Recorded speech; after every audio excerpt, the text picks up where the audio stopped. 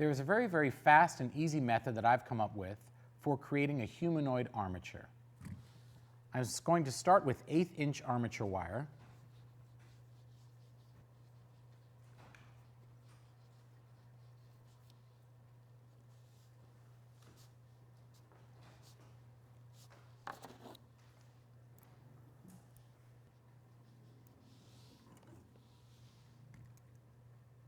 I'm going to cut it here.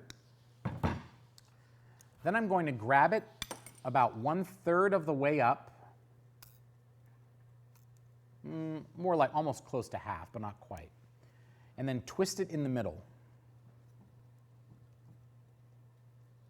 I get the width of the hips in here. Then I cut the loop at the top.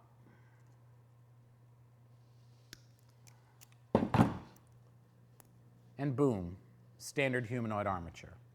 Okay? Now we want to pose it. We want to get the width of the hips, we want to get the width of the shoulders. In terms of establishing the precise proportions for humanoid or any other kind of armature, a lot of this does come from experience. If you really, really want to get something as accurate as possible, I suggest getting a photograph, finding a photograph on the internet or somewhere else, probably from a very, very expensive coffee table book that your mother has, cutting it out, and measuring your armature to that photograph.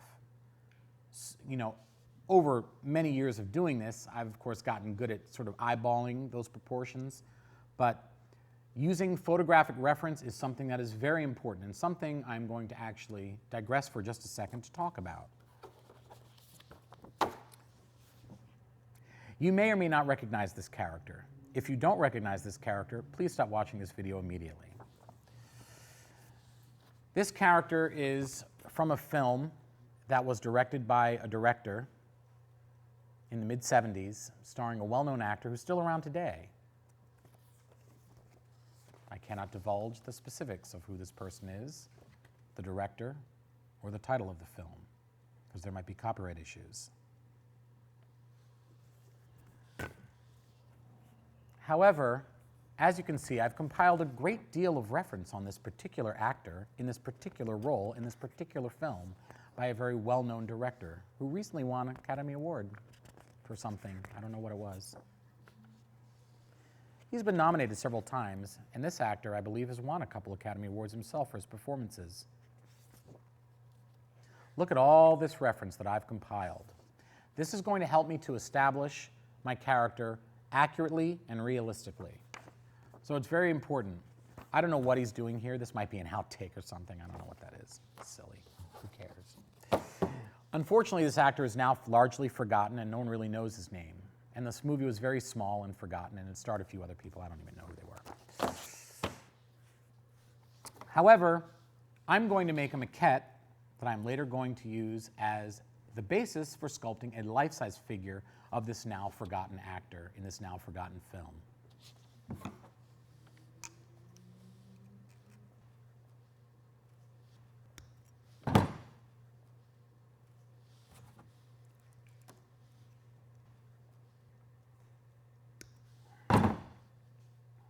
You'll notice that I leave the legs just a little long. That's so that I actually have room when I drill my holes into the plinth to put the maquette into. Okay, the armature will sink down into those holes and be anchored in. In order to ensure that my armature is not going to wiggle around while I'm trying to sculpt in it, because this is actually fairly flimsy wire, I am going to reinforce it with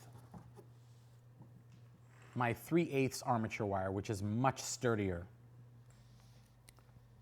So to begin with, I'm going to just kind of create the same general shape that I've got here on the hips, and I will cut it in these same areas.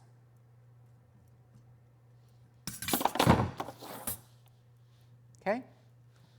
See that? So this lines up with it, more or less.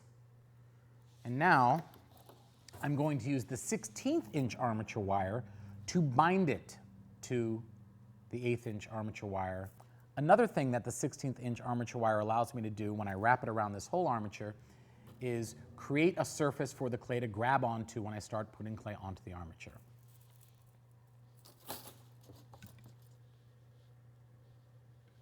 So you can see that I'm kind of binding them together with this armature wire.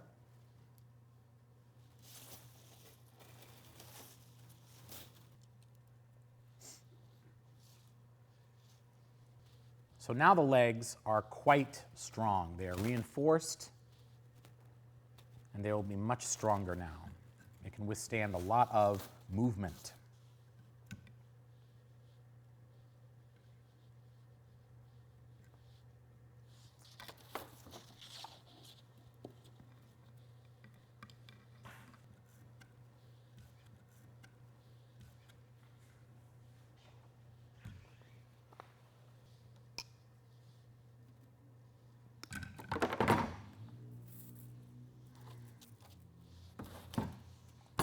And thus, we have a completed armature with reinforced legs, with 16th inch armature wire wrapped around it that will allow the clay to grab on when I start sculpting.